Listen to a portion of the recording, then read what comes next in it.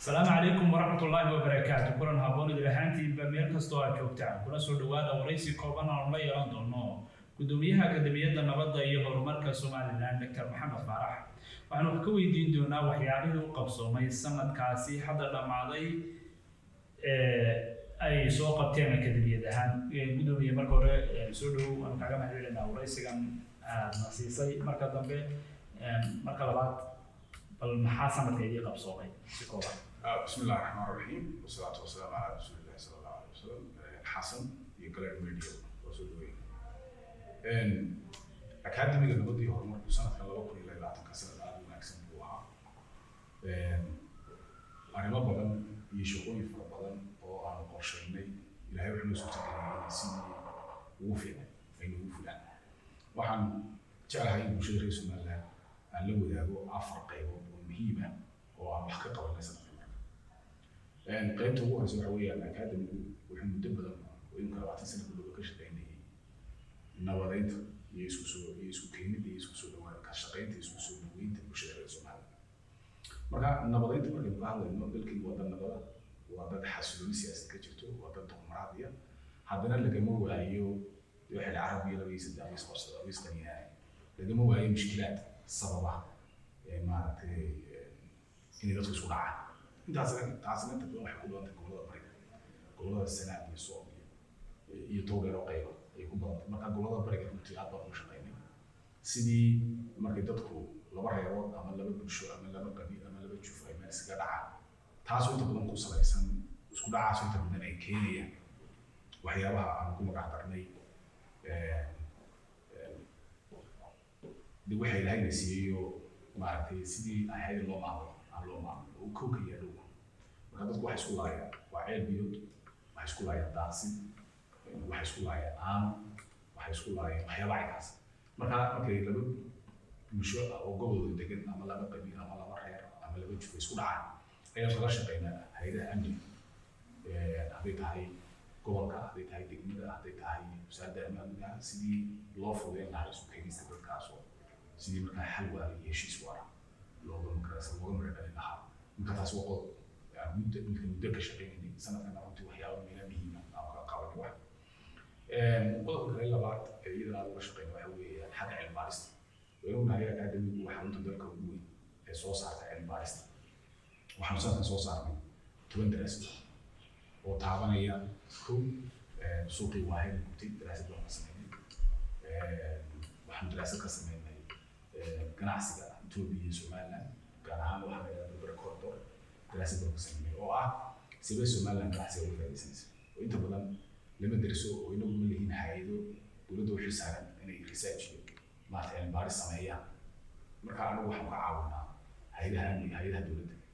iyo kuwa kale ee maxalliga ah iyo dunida kale ee la shaqeynaysa Somaliland dowladda la shaqeysto inay xogti rasmi ah helaan taana ganacsiga Itoobiya iyo Somaliland waxaan ka sameynay waa daraasad isla markaas daraasaddan waxaan ku tilmaamay ganacsi ka dhaxay karaya mustaqbalka Somaliland iyo Soomaaliya waxaa kaloo daraasad ka sameynay dowladaha hoose runtii daraasad aad u muhiim ahayd oo guddoonka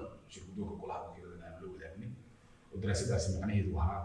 la isku qabsadaa oo inta badan doodi ka taaganto baarlamaanku aad uga hadlay bulshada reer Somaliland ka hadashay xeerkan la yidhahdo xeer number 23 ama xeerka 3-aad oo ah xeerka ismaamulka goboleed degmooyinka xeerkaasoo siinaya degmooyinka qaar inay helaan cashuur ay degmooyinka qaar ka helin marka 10% bay nagu maqalaa 10% baa ama berbera ama gabiil ay qaadataa ama sayla meelaha inta badan dekadu waxna ka soo degaa waxna ka dhoofaan marka taana waxaan ka sameyn daraasad waxaan nidhi sideeba haddii la doonayo dakhligii dalka soo gelayay gaar ahaan ka imanayay customs waxa weeyaan waa meesha waxna ka dhoofaan waxna dalka ka soo gala marka waa point of exit and entry baa marka halkaas cashuurta dowladdu ay ku dhacdaa marka dowladaha hoose ayaa qaar xeer u siinaya inay 10% qaadaan burcawati aad uga hadashay xildhibaano badan oo maaragtay gobolada bariga gaar ahaan burcaan oo aad uga hadlay tii waxaan dhiray daraasadda in maaragtay in la iftiimiyo marka daraasadda markaan sameynay iyo habka loo qaybsan karayo iyo sida loo qaybin karayo haddii wax laga bedelayo sida looga bedelayo iyo in ay ka fogaato qabiil yahaan ay ku dhismaato maaragtay si cilmiyeysan wixii loo eego daraasad kale waxaan ka sameynay gobolada bariga isagana oo waxaan eegnay حاسة بين كل هذا بالخلاف وصل دراسات كلا واحد قسم من جوه الصوت بدون هاي جوه الصوت ما يمكن وقتها مشكلات ما تيجي على مشكلة إن مالك استبعد القفل بدله وما عرفت عرفت هوا أنا وهاي أمني قبل هنا ما بعرف قفل اللي يعيد شيء وحاله لكن سوى حد من جوه الكاس هو iyo arrimaha amni iyo kuwa dhaqaale iyo kuwa siyaasadeed ee ku xeeran gobolka Soomaaliya waa gobolka maaragtay xuduud la ah waa gobol Somaliland iyo Soomaaliya ay maaragtay ku kulmaan oo maaragtay banooyin siyaasadeed iyo qaab iyo istidlaa inta badan ay sameeyaan marka waa xuduud ku yaala gobolka oo waa gobolada bariga ugu koreeya ee Soomaaliya xuduudka la magaranaysa wadaaga marka daraasadda kan kusoo وجوه كسوت على الإنسان حي تعال مشكلة دي يصير ضمن كريه قضب كريه أيضا دراسة ده كسرني وحي عاي عندي دورشة لو كنا يلا تكيب بعضي يبشر خيسون على سبيل برنامج تبع بريء كده يعني وكنت تدخل معنا نجستين تعوضه وهذا كلام من السي أو سبيل ده كسرنا على دورشة لو كنا يلا تدري على سبيل ورد العاي سلوك التعبير اللي هم شرحين من وقت الأجرتي تدخل حسبي دوار من الفروع إنه ربع الفروع إلى عين كاس يخلاف وقت الأجرتي تعالى دراسة تعالى كنت كسر مني واحد كلو يقدر حسين مدري من دراسة كسر مني كقيادة السياسة في حالك وواحد درسني محاسب يقول هي اللي بيصير أنا نقدر يقول وكان دراسة لو يكون تبيج أي تعالى كقرن صلاح يعني إنه يدور السياسة إنه كقيادة السياسة يعقبات كهايست سونالا تانا أكبر كنت درسني مارتي تحصل مشاكل مرة قيد تحصل قيدتي إنه مارست الريسيرش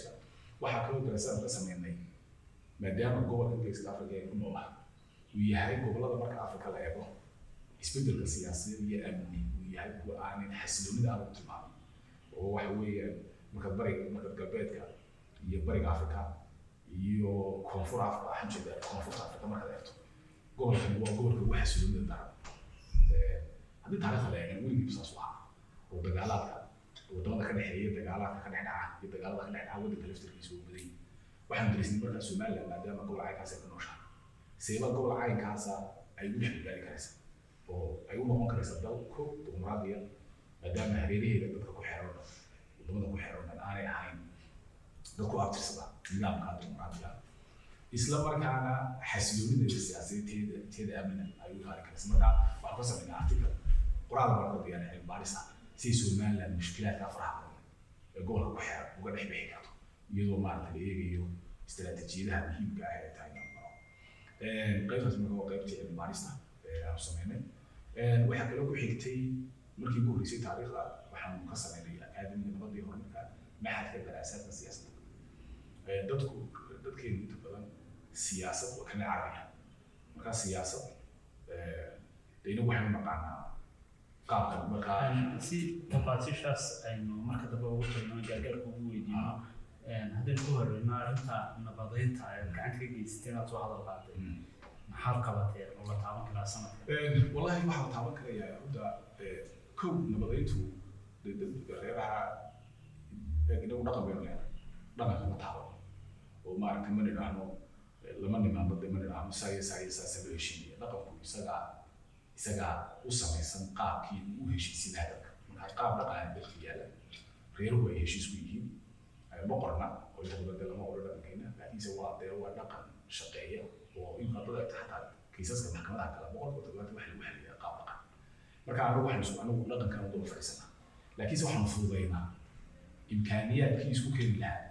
haddii odayaal laga keenayo meel oo lasoo qaadayo kharashkoodii waxoodii waxay kusoo mabaxayay waxay ku joogay waxaasoo dhan waa fududaynaa qolada kale qolada dhexdhexaadinaysa goobta la isku imanayo marka inta badan waxaan ku caawinaa xagga kharashaadka badan ee ku baxaya because waxaa yeelay heshiisyadaasi inta badan waxyaabaha ay maaragtay aanooyinka iyo waxyaabaha kalena waxa weeye khilaafka iyo markii ay ahayd in la qabto aan la qaban anigu marka waxaan ka caawinaa dadkii ay ahayd khilaafka inay xaliyaan sidii markaa loo gaari lahaa loo qaban lahaa marka waxaan ku bixinaa runtii waxaan fududaynaa waxyaabihii imkaaniyaadka ay u badanayd in kharash waxay ku bixi lahaa si loo xelin lahaa intaasoo kale inuu maaragtay isla markaana anigu waxaan ka baranaa isbeddelka dhaqan ee habka xalinta khilaafaadka maalin maanta kasi dambaysa dhaqankeenu وذاكيسا إنه سيدي هو سكتوا أو بيجي هو لبره ما يسود لنا عام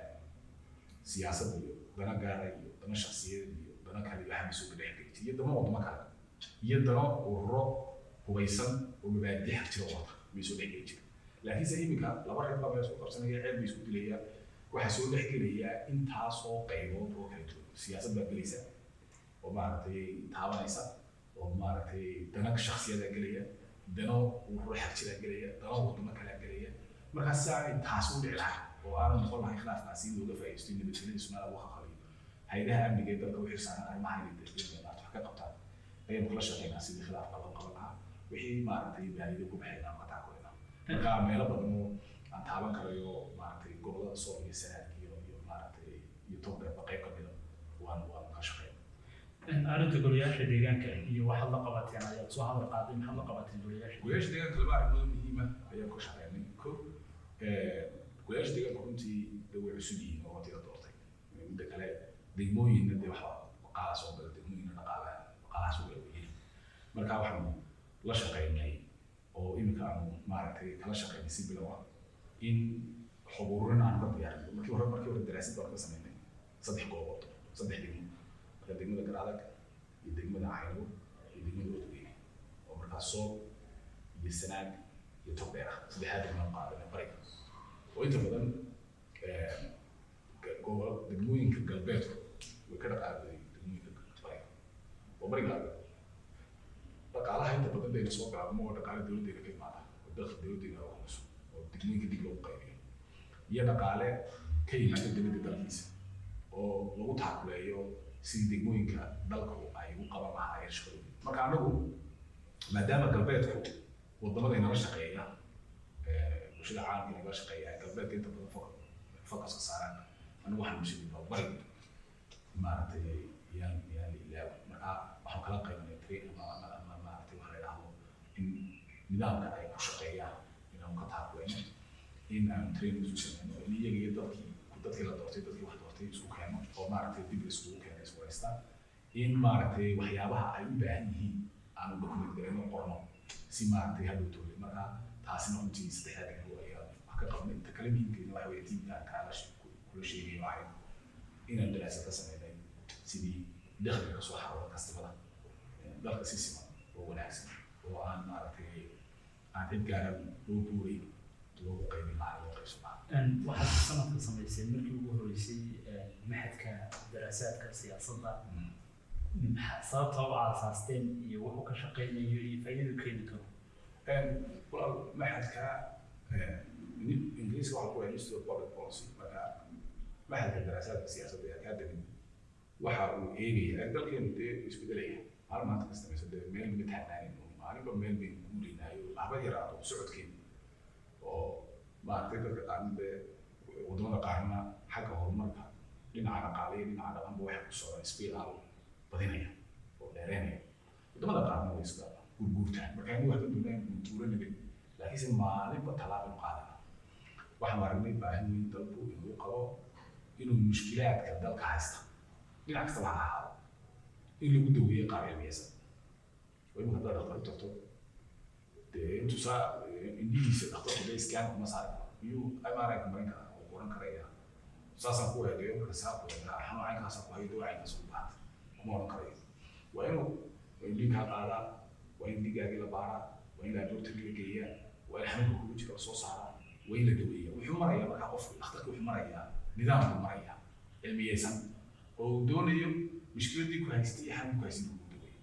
anagu waxaan keenay markaa nidaamkii cilmiyeysnaa ee mushkilaadka dadkeena haysta looga jawaabi lahaa oo ah inaan aragtidu inaanay aragti qof iyo aragti shakhsi iyo aragti maaragtay inaan lagu daweyn problem haystee laakiin si cilmiyeysan lagu daweeyo oo mushkiladii la baaro oo xalkeedii la keeno kadibna ciddii fulin lahaa iyadoo maaragtay og mushkiladu waxay tahay xalku waxay tahay fuliso marka maxadka daraasaadka siyaasaddu wuxuu ugu talagalay inuu hay'adaha dowladda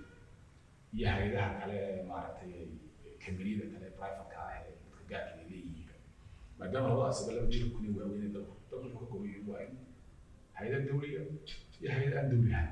oo ah kuwii private-ka labadiiba waxaanu maaragtay ugu talagalnay in waxa la yiraahdo policy problems in mushkilaadka siyaasadeed ee haysta wax ka qabadkooda xagga siyaasadda marka laga hadlayo xagga wax qabadka siyaasaddu inagu sidaynu u turjumno ama u fasirno way kala duwan tahay waxaa jira wax laba kala jira mid waxa la politics baa la yiraahdo waa siyaasad ku shuqul leh kursi marka waxa weeyaan waa cid baa tartamaysa ama xisbiya la wadaya wax lagu wadaya si taa dalka loo wada marka taas politics baa la yiraahdo ma arbiya laakiin waxaa jirta mid policy cidda xukunka timid ee xukunka dalka qabatay ee gacanta ku haysa ama goladeega ha noqdo ama baarlamaan ha noqdo ama madaxweynaha noqdo sideebaa wixii dadka ay u balan qaadeen ee ay ku kaambeyn gareeyeen ama ku ololeeyeen ee ay buugaagta ku qoreen ee yidhahdeen wax baanu ka qabanaynaa sideebay uga miradhalinahay that's policy marka anagu tababarayna dadku wataa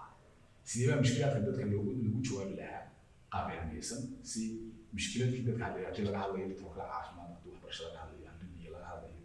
haddii maaragtay khilaafaad laga hadlayo haddii amni laga hadlayo haddii istiraatiijiyad weyn oo dalka dhaqaalihiisa dib loogu kicinayo oo dhaqaalaha dalka looga saarayo halka maanta taagayo meel fog la geynayo sideebaa maxaa la sameynaya that's a policy marka anagu taasaan focus ka saarno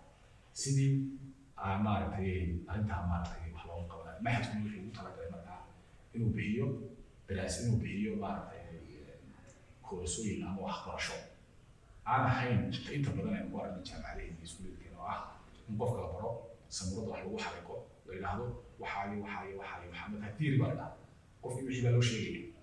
maskaxdaa loogu sawiraya la leeyahay waxaayo laakiin taasi waanu bixinaa laakiin anaga waxa noo dheer waa practical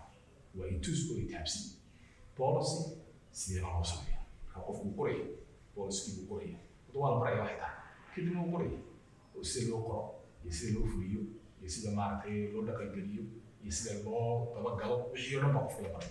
marka qofkii isagoo oo haysta exact waxaan qabanayo isagoo xirfadii garanaya ayuu markaa meesha ka baxaya tii ugu horeysana sanadkan baanu sameyn waan qaban waxaa kaloo ugu darayaa oo intaa iga raacinaya laba arrimood oo kala muhiima oo isagana aanu sanadkan orankarna waanu sameynay waxaa loo qayb la yidhaahdo qaybta communication ama qaybta isgaarsiintu maanta telefoonada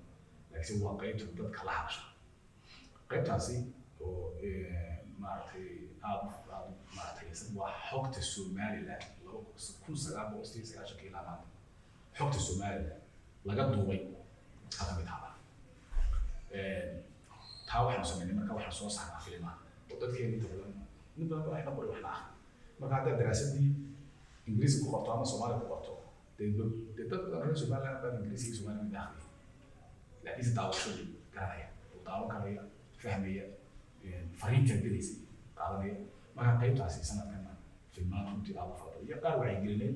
iyo qaar cilmi baariseed way soo saartay marka documentary films badan baa sanadkan soo saartay website-keeda iyo Facebook-keeda iyo Twitter-keeda runtii laga helayaa takalena waxay ahayd iyadoo muhiimka ah sida academigu maadaama xarun cilmi baariseed yahay xogta ugu badan dalkana u hayo sidoo xogta ugu soo bandhigi lahaa bulshada aynu ku tilmaano dhahno bulshada maaragtay bulshada caalamka markaa waxaan ugu imaanay diblomaasiyiin reer galbeed ah safiiraan oo imaanta safiiradaasi waxayna weydiiyaan Somaliland hadday maaragtay dhaqaala tahay hadday xagga siyaasadda tahay hadday xagga amniga tahay annaguna xogta ma hayno maaragtay oo dalkii maaragtay ka turjumaysa wanaagiisa iyo fiicnaantiisa ayaa runtii u muhiima markaa halkaa waxaan ku haynaa shiro badan baa markaa ka qayb gala oo nairobi ka dhaca oo wadamada kale reer galbeedka ka dhaca oo aanu maaragtay fariinta Somaliland aanu ku gaarsiinaa ummadaha kale ee aan Somaliland aqoon ama doonaya Somaliland la shaqeeyaan sidoo kale shirkadaha doonaya inay maalgelinta Somaliland ka sameeyaan waa meesha keliya xogta ay ka qaataan ee ah war halkan dhulkan dadkan maalgelinay dalkan maalgelinay oo dalcayay siyaasaddu isu waayay dhaqankii isu waayay markaas halkaas marka information inay tahay meesha meel degan oo xasiloon oo shaqo laga qabin xasiloonida siyaasadeed iyo teeda amniga lana maalgelin karo marka taana kambaniyada caalamiga ee private ah iyo bulshada kale ee maaragtay u badan ay galbeedka informationkii saxda ah marka waa meel Somaliland barta dunida ku xidhan ugu dambeyn markaa gudoomiye maxaa sanadkan ugu qorshaysan waxyaabaha ugu waaweyn aad leedahay ugu dansaara maxaa horta sanadkan waxaa la filayaa ko in doorashooyinka ka dhaca 2003 haddii ilaahay gaarsiiyo ilaahay waxaan ka baryaynaa subxaana wa tacaala inuu bashbashii ku waaqo inuu gaarsiiyo amnigeena iyo xasiloonina ay noqoto mid sii waarta duufaanada siyaasadeed iyo mushkilaadka faraha badan leh ee hay-adahena ka dhacaya ilaahay naga nabadgeliyo balaayo xijaab ilaahay annagu waxaanu doonaynaa kow inuu sii wadno daraasadihii dhowr baanu sii wadno waxaa noo qorshaysan ugu yaraan 13 daraasadood oo kale inuu sanadkan hadduu allaha wada leedaha oo maarta ilaahay noo fududeeyo inuu samayno marka daraasadahaas waxay taaban doonaan xagga dhaqaalaha waa aad muhiima waxay taaban doonaan xagga amniga waxay taaban doonaan xagga siyaasadda waxay taaban doonaan xagga ganacsiga isku xilka Somaliland iyo wadamada kale jaarayada marka taasi qayb weyn nabadayntii aan maarta taakulayn jirnay inoo insha Allah billahi iyo waxaan oo qorshaysan meelo badan oo hore aan uga shaqayn jirnay ka shaqayno dad badan oo kale aan uga shaqayno waxa kale oo qorshaysan in daraasaadka waxa kale oo qorshaysan in koorsooyinka ama culumtan aan bixinayno xagga siyaasadda aan insha Allah ku darno oo sii wadno waliba aan isku talagalno inaan bari karno dadka kale reer Somaliland sida daraasaadka loo sameeyo ama waxa la research methodology qoraal iyo writing skills iyo waxyaabahaas oo gaar ahaan dhalinyarta jaamacadaha dhigatay barata iyo in maadaama Somaliland ay ku sii siqayso inay qayb weyn ka qaadato dunidii xaqiiq jirto oo dad waxa ay alcidaas intee aqoontaas oo qofka taraacay ma jirto inta shaqada saxada waxba kama bedeliso aqoonta waa si Somaliland waxa ay jirto waa xaqiiq siyaasi waa dal jiro hada cid indhaha ka qarsan karta ma jirto maadaama hadaba ay ku sii siqayno dhex galnay